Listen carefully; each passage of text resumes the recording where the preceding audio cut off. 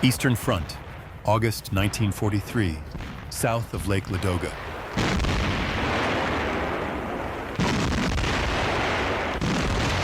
By this stage of the war, fast German maneuvers had given way to slow, methodical assaults against deep, fortified Soviet lines.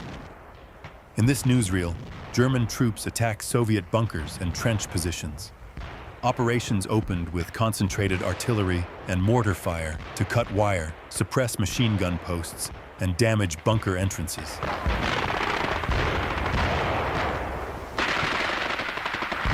Attacks progressed in short, controlled phases. Take the first trench line, reorganize, then drive toward the next.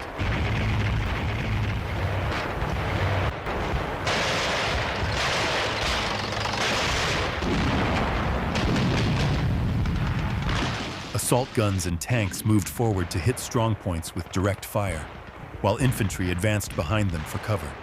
When a bunker was too costly to attack head-on, units bypassed it, isolated it from the flanks, and reduced it once the line had moved forward.